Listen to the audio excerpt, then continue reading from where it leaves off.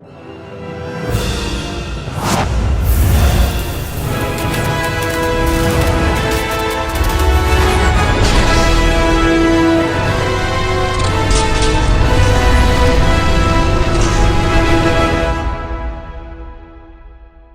going on, everybody? Welcome back to another video, and in today's video we're going to be talking about The Secret Kingdom, written and directed by Matt Drummond and starring people like Sam Everingham, Alyla Browne, Darius Williams, and Gabrielle Chan. The Secret Kingdom tells the story of a brother and sister who are ported into a fantastical world with a destiny awaiting them. Welcome everybody to my review of The Secret Kingdom, a movie I got to check out a tad early thanks to those kind folks over at Saban Films. So before we get too far into this, I'd like to say a big thanks to those folks for sending me over an early screener. I could have done this review a little bit sooner, but unfortunately I kind of got lost with time and fell behind a little bit on my reviews. But here we are finally talking about The Secret Kingdom that, as of filming this, actually releases on VOD, for rental and all that jazz tomorrow on June 9th of 2023. Of course, the reality is most of you watching this will probably have seen this well after the film has been released. So if you saw the movie and that's what brought you here, whatever the case may be, big thanks to you for clicking here on the video and joining me as we talk about The Secret Kingdom. And this is a movie that when I first saw the poster for it, it was very reminiscent to me of films that I grew up watching, whether it be something like The Neverending Story, the Narnia films, or something like The Spiderwick Chronicles. And then actually having started watching the movie, it definitely reminded me of that. More of things like The Spiderwick Chronicles or something like The Bridge to Terabithia. Although unfortunately I don't feel like this film is anywhere near as good as the aforementioned films. And so let's get into what The Secret Kingdom is all about. When the movie opens, we're introduced to a brother and sister who are moving in with their parents into a new home known as Peter and Verity. Not too long into the film, they end up being sucked into a fantastical world that's below their home, where they meet a bunch of magical creatures and are told that they have a destiny awaiting them, with Peter, the older brother, being the destined king of this fantastical world that's meant to unite the two worlds of the fantasy creatures and the humans up above. Along the way, he meets a bunch of fantastical creatures who will help him to achieve this destiny, and that's the base premise without getting too far into everything that happens here.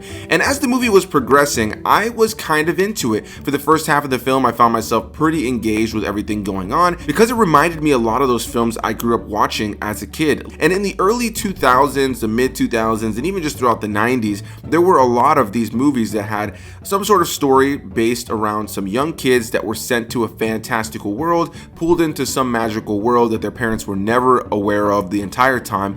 And I always really enjoyed films like that. They were right up my alley. This film right out of the gate, one of the most notable things about it though, did have some, kind of weaker acting, and some of the special effects were definitely not up to par with what we see today.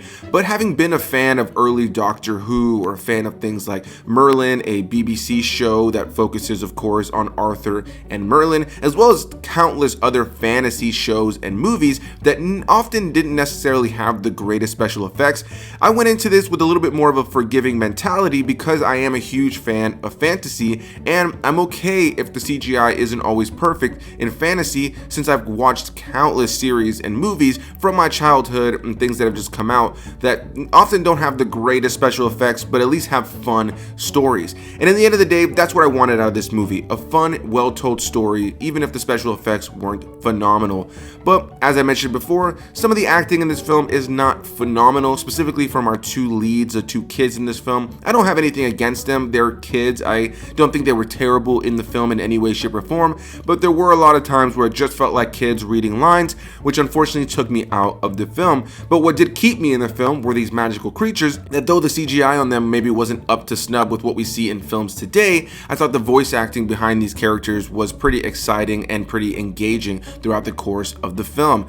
And this is one of those things where I feel like if the whole film had been a 3D animated film with the CGI that we see here in this movie, then it never would have ever looked bad to me, and it only ever really looks bad when you have these CG characters alongside our human characters with some green screen that just makes these human characters really not look like they're there. Now, this film was clearly made by a small team on a limited budget, and on that front I definitely want to be fairly forgiving of it and recognize that they did get a lot done here, because you have to go to a fantastical world, there are fantastical locations, and in a lot of ways I was still engaged in everything going on, again because the visuals are something I can forgive when it comes to fantasy storytelling. But where this film really did lose me in the latter half of the story is feeling rather aimless. It never really felt like they fully went with some sort of idea of what this film was really going to be about, outside of the fact that you have this kid who's destined to be the king of this fantasy world and is now having to learn what it means to be the king of this fantasy world, and he's solving puzzles and he's trying to, you know, find that bravery within him throughout the entirety of the movie. And by the time we get to the end of the movie, I just really thought that they could have done a lot more with it. There wasn't really an abundance to the narrative when I look at the meat on the bone, and by the time we got to the end, there's a nice message about letting go of fear and the reality that fear leads to anger and hate and suffering, which is of course that line from Star Wars, and recognizing that in general fear in our lives will cloud our mind, cloud our judgment, cloud our outlook on the world. And I do think that's a really good message for everybody, not only kids, but I think that's something that a lot of people can take away from this film. But unfortunately, this is a film that's loaded with convenience in its narrative that often gets the characters from one place to the next, or helps them in some situation when all hope seems lost, and in the end just never really had anything character based and story based that ever got me super excited in the latter half of the film. Again, I was really engaged for the first part of this film, but I think in a lot of ways that even though this is reminiscent of films that are far better, that are some of the best in the fantasy family genre, this was just one that feels fairly generic, one that I feel is kind of just going to come out and kind of get brushed under the rug. I think there are going to be some young kids who might watch this movie and enjoy quite a bit about it, but at the same time I think there's definitely going to be a lot of people who watch this film and just kind of compare it to other films. And just on its own, I do think it had potential, but I don't really feel like it's a movie that I ever see myself clamoring to revisit, nor is it a film that I feel like I ever really want to tell you guys to run and watch immediately. If you ever see this on a streaming service and you had some kids and you just kind of want to throw something on that feels a bit nostalgic to some of those earlier 2000s fantasy stories, again about young children being whisked away into some sort of fantastical world, then I think it's at least worth a single watch. This was a movie that for a while I was way more positive on it in the first half of the film than I was as we got to the end. By the time we got to the end, I was just a little bit bored. I felt like everything was just kind of tired in its narrative, and it didn't really feel like they pushed the story all that far. It felt very generic and just felt like it never really lived up to its full potential. And again, this is coming from somebody who loves this genre of films. This is coming from somebody who has seen countless films, again, about young children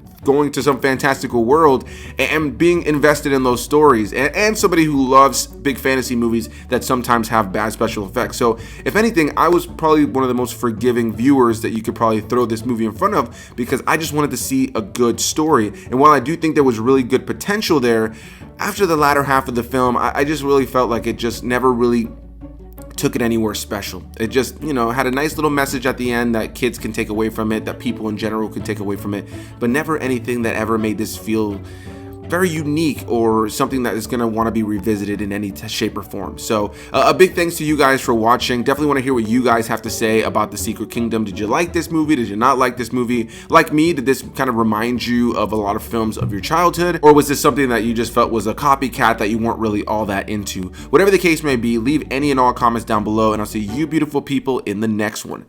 Bye-bye.